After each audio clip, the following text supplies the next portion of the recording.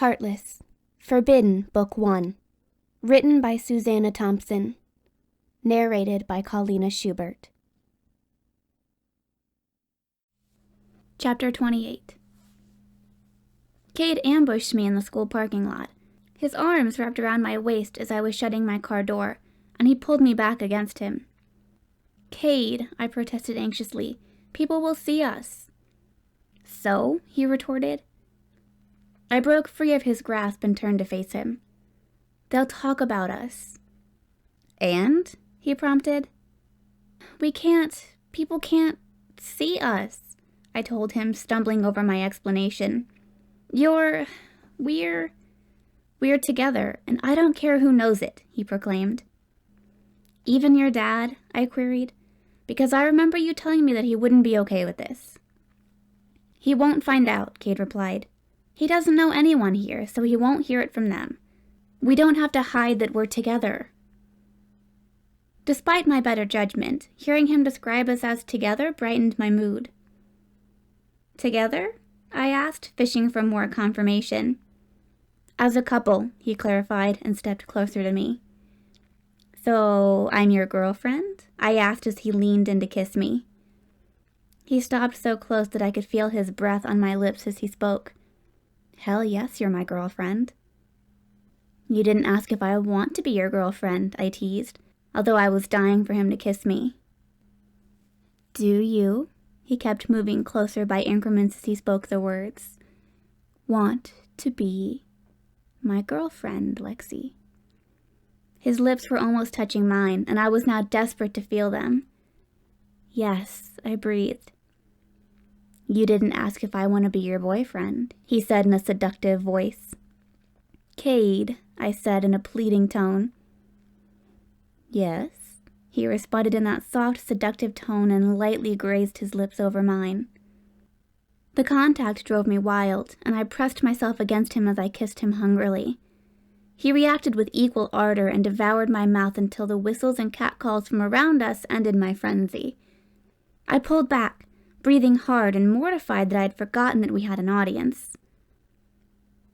"You didn't even ask me to be your boyfriend," Cade smirked. "I feel so used." "Let her use you," Tyler urged as he came up beside Cade and leered at me. "I would." Cade's eyes cut over to him and narrowed. "No, you won't," he warned. Tyler put up his hands in a placating gesture. "Hey, I was just kidding. I won't touch your girl." "I wouldn't let you touch me," I told him with open dislike. He reacted with surprise to my unfriendly tone, and then his expression changed to annoyance. "Don't get mad at me. How was I supposed to know that you had a crush on me? If you would have said something, I would have—" "What?" I interrupted him. "Cheated on your girlfriend? That's really—" "We should go," Cade interrupted me. "We've got to get to class." I was only too happy to walk away from Tyler, but he tagged along with us. He and Cade began to talk about basketball practice, so I tuned them out. When we entered the school, Tyler's girlfriend found him and immediately spotted me. "Oh, hey," she greeted me half-heartedly. "Hey," I echoed. "I just found her and Cade going at it in the parking lot," Tyler told her. "We were just kissing," I clarified to tone down his suggestive gossip. That clearly didn't improve her opinion of me. "Isn't Cade your stepbrother?" "Only since a week ago," Cade snapped. "She's only supposed to be my sister because our parents got married a week ago? What if your mom married Tyler's dad? Would that make him your brother?" "Well, Tyler and I were already—" she began. "Oh," she exclaimed as if she was having an epiphany. "You guys were already—" "Yeah," Cade cut her off. "We were." That wasn't true, and I opened my mouth to contradict him, but he spoke first. "We'll see you guys later." The warning bell rang as we parted from them. "Why'd you tell her that?" I demanded. "We weren't dating before our parents got married." "It sounds more romantic that way," he answered. I halted as I gaped at him. He smirked at me as he comprehended my expression. "I know you're not as romantic as I am, but we did have our first kiss before our parents got married." Our first kiss was tainted by betrayal, so it was not a romantic memory for me. Thinking about it triggered my guilt, and I pushed it away as I distanced myself from Cade. "I'll see you later," I said before hurrying toward my first class and leaving him behind in the hallway. He immediately caught up to me. "What's wrong? Why are you running away?" "I just don't want to be late," I replied. "You better get to class too." "Okay," he said, and abruptly stopped me in my tracks when he stepped in front of me. He gave me a quick peck on the lips before I even knew he intended to, and hurried away. As my gaze shifted from his retreating figure, I caught sight of Skylar. She always looked away whenever we made eye contact, but this time she didn't. A look of scorn was on her face, and I glanced away from her in shame, lowering my eyes as I walked past her and into the classroom. While engrossed in my burgeoning new feelings for Cade, I hadn't considered anyone else's feelings. If Skylar hated me before, she would surely despise me if I flaunted my relationship with Cade at school. She made that abundantly clear when she sought me out at lunch while I was arguing with Cade. He wanted me to sit at his table, and I insisted on staying at the table I had moved to after Skylar and I stopped being friends. "Why won't you sit with me?" he demanded. "Why can't I sit with my friends?" I retorted. It was really a stretch to call these people my friends, but they weren't unfriendly to me. They didn't exclude me from conversations, but our interactions remained casual and were limited to sitting together at lunch. To be fair, I hadn't made any special effort to befriend them either. I was still mourning the loss of my friendship with Skylar, and I didn't feel like I could have that kind of easy connection with anyone else. "I hope these friends don't have boyfriends for you to steal," Skylar proclaimed from behind me. I turned warily to look at her, and saw that her contemptuous gaze was fixed on me. "I was embarrassed," she continued derisively. "You went behind my back and stole my boyfriend, but I was embarrassed, so I kept it a secret."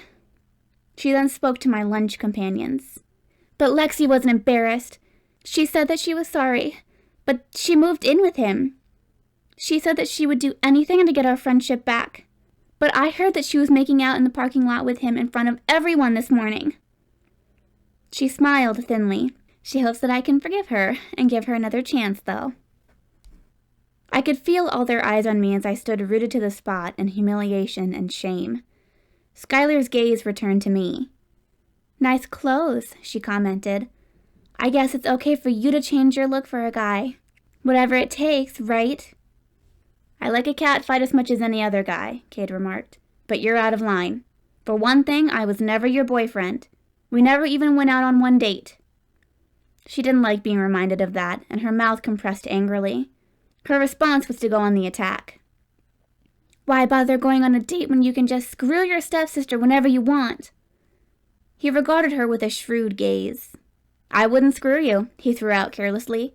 "Is that what the problem is?" Skylar's face flamed, and I stepped up to Cade and spoke to him in a terse voice. "Stop," I commanded. "Shut up and go back to your table."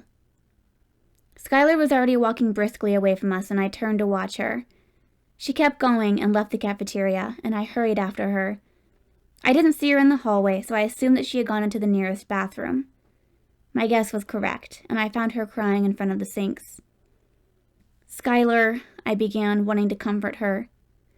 "Go away," she yelled in a screaming sob. "I hate you." "I'm sorry," I told her. "He shouldn't have said that, and I know that He's an asshole," she shouted furiously. Her next words were spoken in a more subdued, but harder tone. "You deserve each other.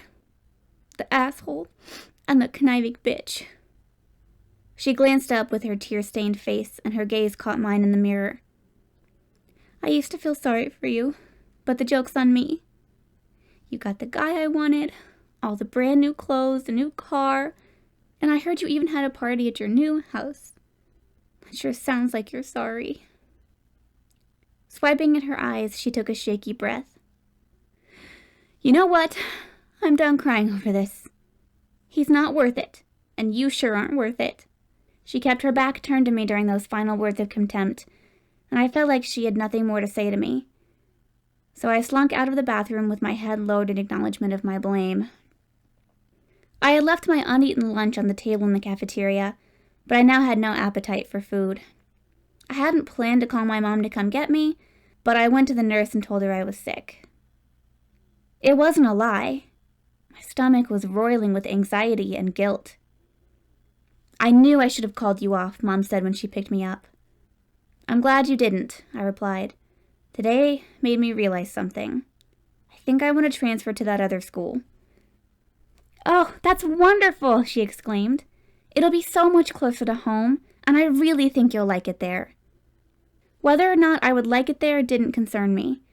It couldn't be worse than facing Skylar's hatred every day and knowing that I deserve it. I told myself that I was doing this for her, because it would be awful for her to see me and Kate at school as a couple. Deep down inside, though, I knew that it was more for selfish reasons. Out of sight would be out of mind, and I could leave Skylar's condemnation behind so it wouldn't mar my relationship with Kate.